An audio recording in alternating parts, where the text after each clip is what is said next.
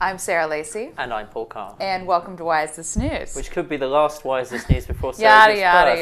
Yada, yada. We've what's that, 5 weeks we've been saying still this. here. Still in there. You sure it's a baby and you're not just monstrously fat? Have you considered this? It's hard. Oh. Usually, like, when you're fat, it's more squishy. Maybe it's a tumour. It's a baby. Anyway. Be a tumor with a heartbeat who shows up on an ultrasound. That'd be weird. That's creepy with little hands. Let's talk about valuations. All right, what a good idea. So the reason I want to talk about valuations is because we had, sort of yet another piece of this Dropbox news that we've been following for a couple of weeks here.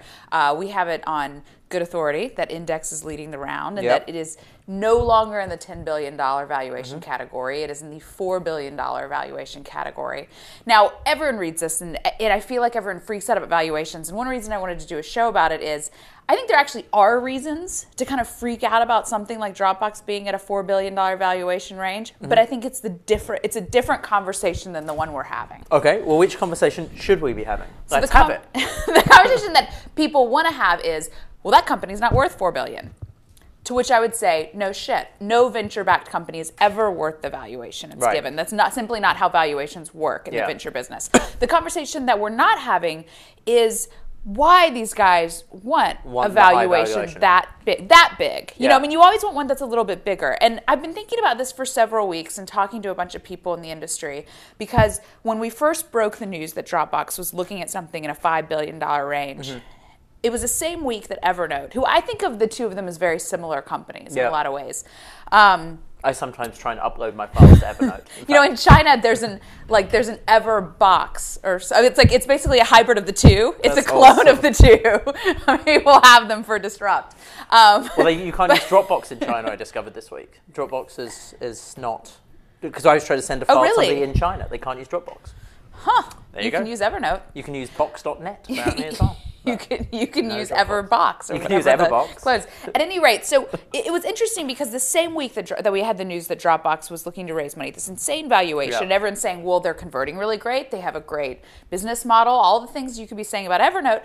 Evernote came out, and we had them on the show, and they talked about the fact that they did an inside venture capital round, which basically meant they hurt their valuation voluntarily. They could have gotten way more. And so I asked Phil why he did that, and he said, well, we're building a company for the next 100 years. Why do we care how big the valuation is at this round?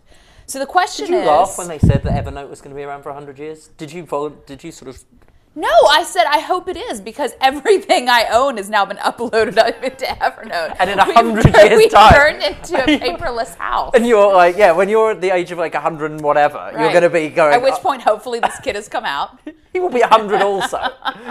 Let's hope Eli can look back at the stuff you were writing 100 years previously on Evernote. Not just that, recipes, wine labels, fine. All kinds of important Evernote's going to be around, like a Japanese company's going to be around for 100 years. Go on. Why is that so funny? I think they could be. I think Evernote would be around 100 years more than Zynga would be around 100 years. Oh, I agree with that. Let's move on. Okay, let's move on. So why do they need a $5 billion valuation? So there is the established wisdom of this. We talked about this. We were talking about this a bit earlier. So you've jumped to things like, there's certain bragging rights about saying, it's a nice TechCrunch headline is to say even $4 billion is quite nice. Recruiting is good. Purposes. What else? Well, there's dilution. Yeah. I mean, if you want that price tag to be as high as possible to minimize the incoming shares. Right. So there's those reasons. And these are traditionally what the reasons for a high valuation were. Right. But I think what a lot of people are missing is in deals like this now, for the first time in Silicon Valley history, this is essentially those early founders, first step of their IPO. Yeah, this is actual money. This is actual money. Yeah. So what they're doing is this money isn't just coming in to help build the company. No, they're taking it off. Cashing them out. Right, so they're actually... And so it's like we talk about that a lot in terms of like the money coming in, but it's like I don't think people put together that it's like that $4 billion valuation isn't bragging rights. Yeah. Isn't paper wealth. Yeah. That is a sale. It's the pot of which they own a percentage. It so is the bigger cash. that pot, that's the money they take out. Yeah. Whereas traditionally it was always, like you say, it was paper wealth, so it was kind of meaningless to the founders. Same thing with Groupon. With Groupon's huge mega round. Right. Which, as we found out when they filed their S1, right, a lot of that money just went in founders' pockets. Right. So it's like, if you're selling, that's the price. So Phil's point of view is, well, I'm building a company that's going to IPO in 5 years. Why do I care what it's valued at on this day and time? Yeah. They care greatly what it's valued at this day and time, because that is when they're selling shares. Right, exactly. And it does give some credibility to the argument, well, I'm in this for the long term, when they're actually not looking for a higher valuation. It suggests they're not taking money off the table and they're sticking with it. So, but does this matter? Does this have any so this is the question. Like, okay, so they're cashing out. Well, they've built something impressive. Someone will pay that. Good for them. But, there are potential downsides. I mean, you're taking money out of the company, and you're taking money out of the company to benefit a small number of people at a huge price.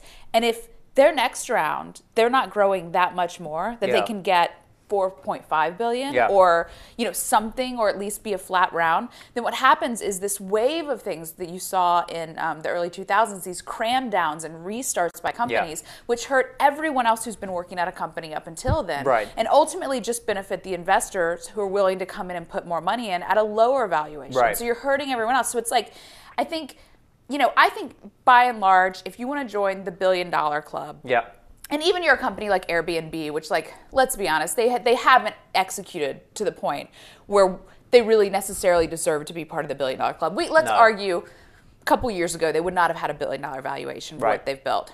But, like it or not, this is a hot market, whatever, you're in the $1 billion. Big difference in $1 billion and $5 billion. It's $4 billion difference.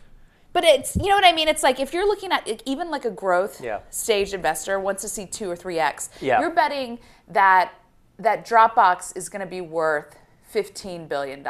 Right.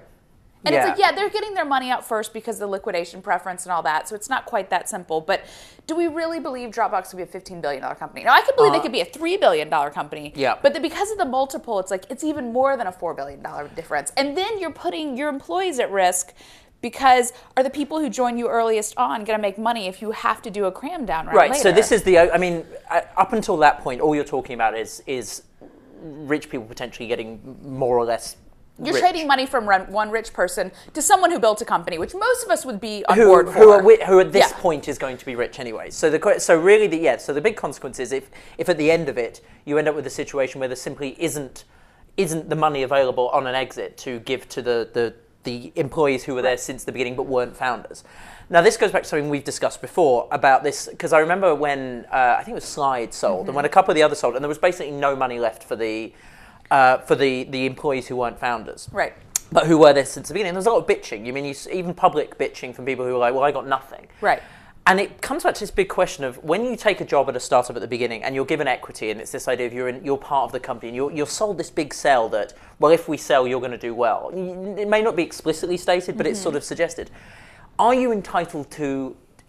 What is that promise worth? Are you entitled to rely on that so that, and are the founders obliged to make decisions that ensure that expectation will be met at the end? And I don't know. I've got mixed feelings. Part of me feels like there's a sort of caveat emptor thing of like if you believe that, then, and if and you sort of watch what's happening with the company and then you get nothing, well, sorry, like you should have started your own company. Like you, at the end of the day, you got your salary and you got the benefits while you're working there and everything else.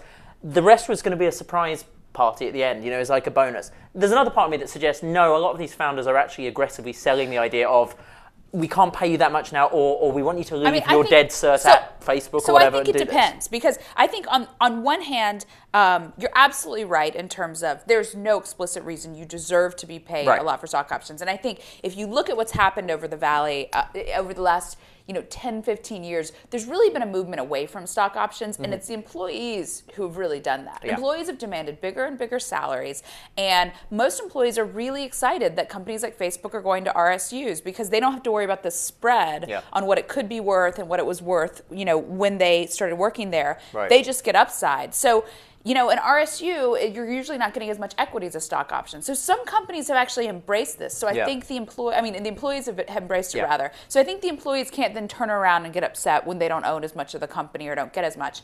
That having been said, I think there's a fine line that we're starting to get into if we're going to see more deals like the Dropbox one. And I'm not saying anything about them personally. I'm saying a company that's doing somewhere between 30 and 100 million in revenues. Yeah. We don't know which, but we've heard both numbers, and is being valued at $4 billion. Yeah. I mean, that's a leap up. I think if we see more deals in that range, then you run the risk of an employee backlash. Yeah. Because it's easy to think, even if there's a market correction, Airbnb could at least do another flat round at $1 billion. Yeah. Or go up a little bit. But if Yeah. you're putting the company in a position so that you can sell your shares at that point, and you're setting it up for what is like priced for perfection. You do everything right in the next 3 years, and market conditions alone mean you have to take a cram down round or a down round.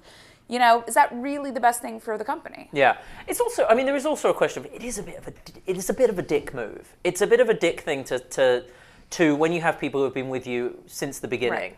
It's that sense of, oh no, we're all in it together until a certain point, in Right. which case there's this massive gulf. And I mean, to be fair, a lot of the secondaries we're seeing do include people who've been there since the beginning. So there is the question. I mean, we're all sort of talking in hypotheticals here. I mean, if they could still sell for $4 billion and people would still make a lot of money who were there at the beginning. So it's like, you know, it's very nuanced. But there would have to be a big correction for no one from the beginning to make money. But you know, if you want to say, come work for us and not someone else because we're worth $4 billion, I think it's interesting for people going to work for the company to think about, wait, what does that mean? Yeah.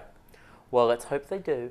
I mean, we work for AOL. We're getting nothing. Oh, we're getting nothing. Well, but we already made all our money. We did. I know. I don't know about you, but I go home and I swim in my Gold Line swimming pool, and I think, thank God we sold to AOL. Why do we even still come in? I don't know.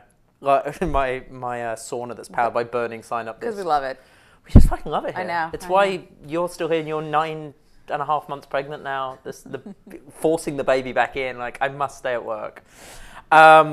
Anyway, join us in 6 months on. Is it fair to say at this point that we're not going to be here next week? No, I'm working until the baby comes. So if it's a week late, we could join us next week. Yeah, if he hasn't come Monday, we're going to do another Why Is This News?